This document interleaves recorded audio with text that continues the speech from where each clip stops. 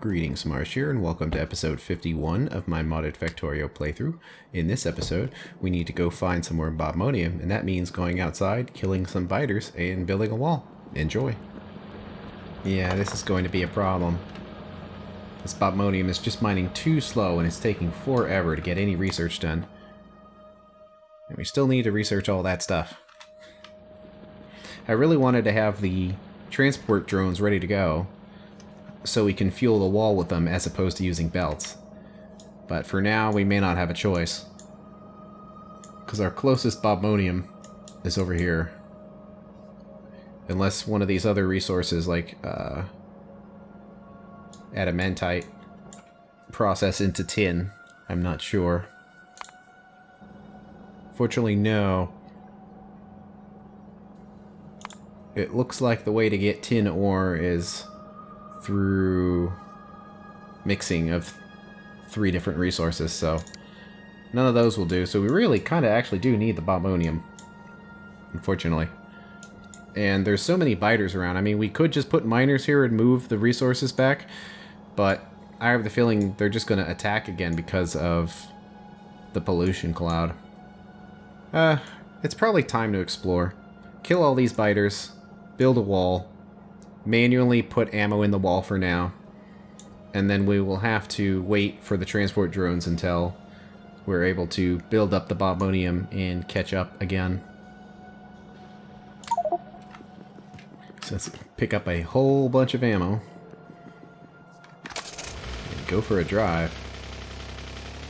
Of course, there's probably going to be trees and everything all over the place, but I guess first things first, I can walk around the ocean, or the beach, and see if we can figure out a shape, because I think this is water right here, but we'll have to follow it and see, because I think we're going to be building a wall right up there.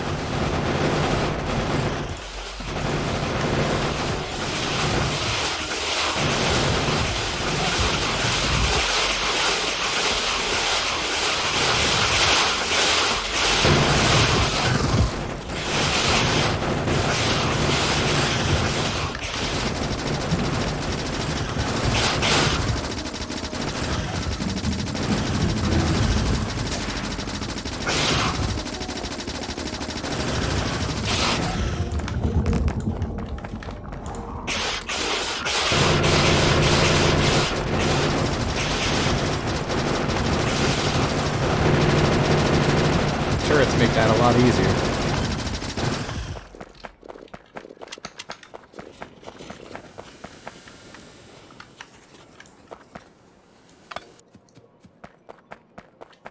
Looks like the coast does end on the right here. Wow, look at all of that coal. Shaped like an arrow. That's so much coal. 11 million.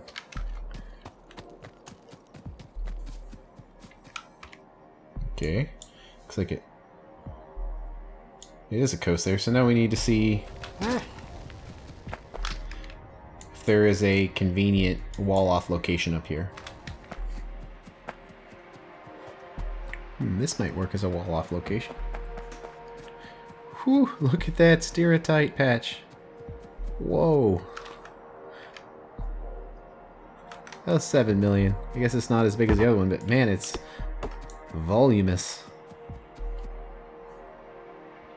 Unfortunately, there's no super clean way of walling this off. Just might have to be something going straight across here. So the actual location of the wall might depend on any rare resources. See, I'm not seeing much. There's some sapphirite there, which might be useful. Jivelite, sapphirite. It probably doesn't matter too much. You can always move the wall later if necessary, but there's this little notch right here that we could come in. Well, just go straight across, I suppose. walking around doing manual scouting is annoying, so it'll be nice to get a wall out here and put some radars. I don't know, all this research might get done eventually. By the time this wall is built. It's going to take a long time to clear these biters out. Well, one last thing I was waiting for that to clear up for is that we can do electric boilers now. Which is pretty neat. Basically, it's just an electric-powered boiler. If you want steam, it just requires a ton of electricity, 1.25 megawatts. But then out the other side comes steam. Now, granted, for making power, this won't work where you can't use electricity to generate steam and then generate electricity from that steam. That'll be a loss right there. However, where this is useful is for various processes that require steam. One, it avoids us having to send a belt down with fuel to burn it to create steam. But it also just saves resources as well, where instead we can use our solar panels and our tree farm to power these boilers with electricity rather than using the fuel. It just simplifies things and makes them a lot cleaner. So I definitely want to research that.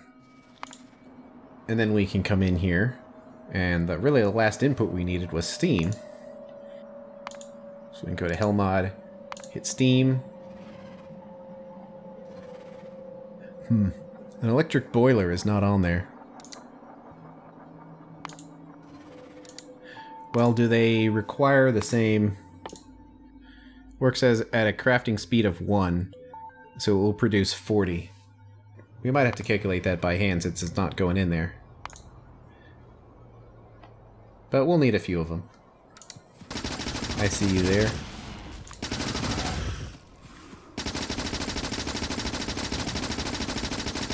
About to lose our daylight again, so no more scouting.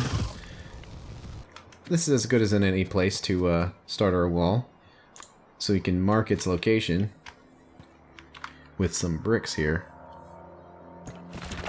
That'll work just fine.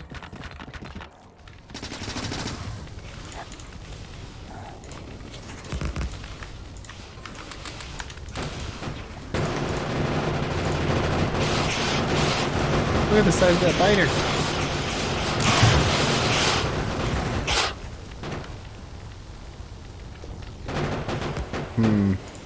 Looks like it might be kind of broken there. Because it breaks into those tank biters, but then they didn't take any damage. Let's see if we can find that big biter. Of course, now that I'm looking for him, I can't find him. I wonder if it had a really high resistance, or at least the enemies that it spawned had a high resistance. Because the first biter, the really big one, seemed fine. And he was pretty well balanced, but then the enemies that it spawned when it died was much less balanced. It'd be easier during the daytime to find him. Turned on the mod tooltips, so we can maybe see which mod spawned him and stop him from spawning, so we don't run into that problem again.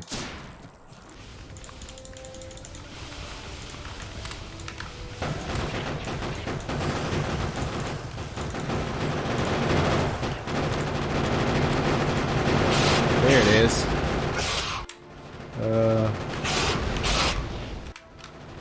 Megalodon biter. And then tank biter. Well, I have a split second to look at that, so I'm going to look at the recording and see what the stats on that creature were. So the two creatures were Megalodon, which was the very large one that spawned two large tank biters, and I did look to see that the tank biters just have an extremely high resistance to all damage. So that's not great. Specifically, it's the yellow spawners with the wall breakers and the tank biters, I think, are kind of the problem. I don't know if that's a a freak occurrence, or we'll have to give it some time, but just the balance of that creature is just crazy. Where the big one was strong and you shot at it a bunch and then it died, but then the things that it spawned were just very difficult. However, one thing that it might be a result of is this challenge mode here. It's basically a difficulty that makes certain things harder. It doesn't really say, as you can see, but looking through the mod's code, I did see that the Megalodon creature seemed to be linked to challenge mode. So perhaps by turning this off, it won't spawn anymore. So I'm gonna restart real quick. Alright, we're loaded back in here. The thing that I think that might be causing that is that the Megalodon spawns, and it's a very large biter, and then when it dies and creates more biters, that it spawns these huge tank biters, which really aren't meant to be that big at this point in the game, and they're just unkillable. So hopefully, by changing that difficulty option, there will be no more of those enormous biters. Fortunately, that one that's out there is still out there. So I have a console command that will hopefully kill it if it gets close. Assuming I can run the command in time.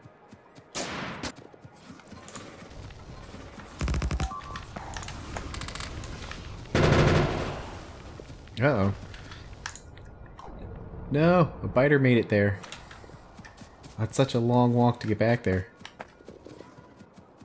Of course, now he stopped attacking now that I'm walking back here. There it is.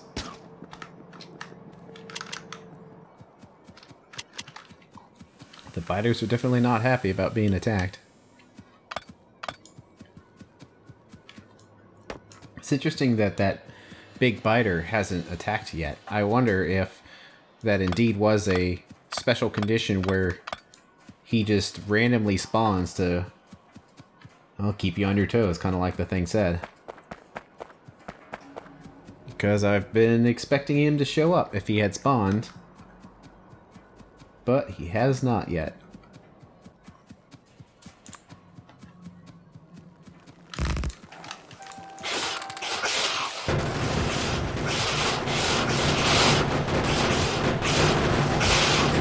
Just run around in circles, let the turrets handle it.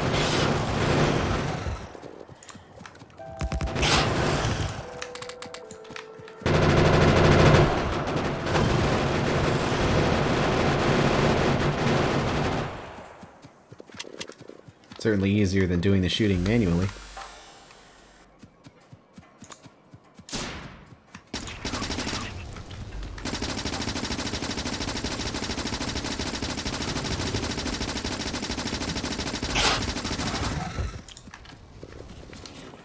See, I think that's the last biter nest. Yep, it looks pretty clean. I don't know, there's probably some random biters hiding in there. We'll find them eventually. But now we need to go back to base and get some wall components and build a nice wall here.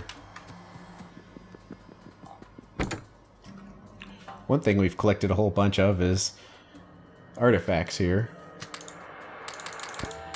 Kind of at the point that maybe we should find a better place for this than inside the truck's trunk. Let's go to our seed production right here, since it's as good a place as any to put stuff. So we can put the big artifacts, and then one of the small ones. But we don't really need to hold on to this many artifacts, because they're easy enough to come across. The small ones anyway. And we can turn the small ones into the big ones. However, we can also get some free energy that doesn't cost any pollution by burning them. So it's probably better just to burn all these small artifacts. So we put the alien artifacts in here. Then over here we've got temperate garden, swamp garden, desert garden. Then there's some seeds in there. About right here, we can put the actual food items. And right here we can put trees, puffer eggs, I think that's all the biological stuff. Let's see, let's put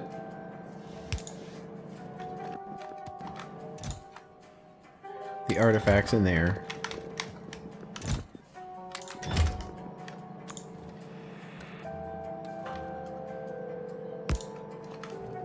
And put a loader there with input priority. Which means it will get rid of all of these alien artifacts first. Just because we have more than we know what to do with. Okay. To go wall building, we'll need a bunch of turrets. Which already have a stack. Let's grab another one. Then a whole bunch of walls. And a whole bunch of belt. Power poles. Lights. Probably a bunch of ammo.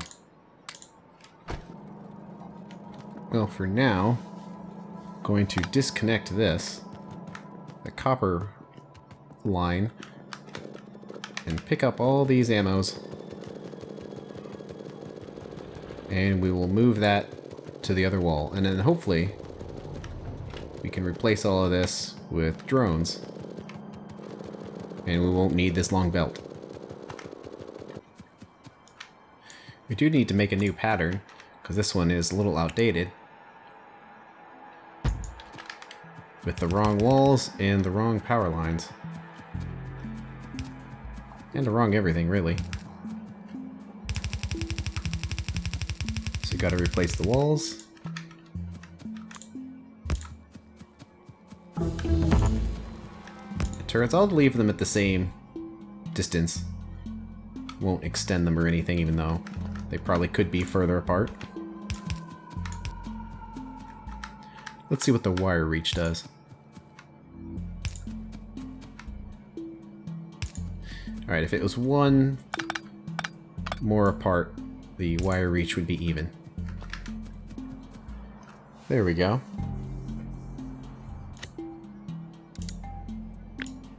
Let's change the pattern.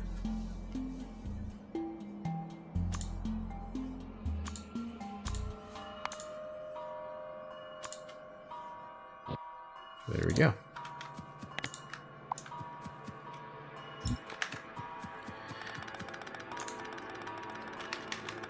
And let's place it somewhere. Right there. Now we need a loader from a chest to fill up one side with ammo.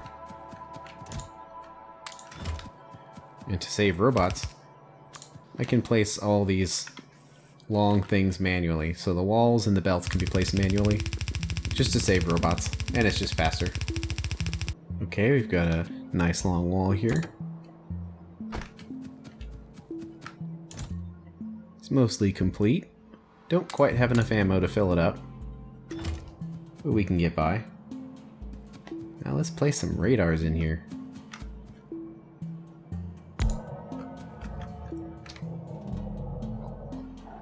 Well, there's a lot of activity there. I noticed that this wall isn't an exact fit. We can walk by here, so we need to fix this.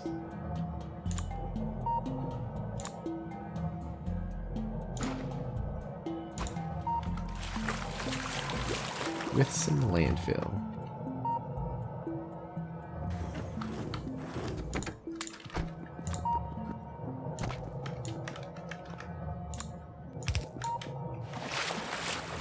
There we go. It looks like you can walk through there, but you can't. And that's it for this episode. On the next one, we're going to expand our bobonium mining and finally get tin back to the base. I'll see you later.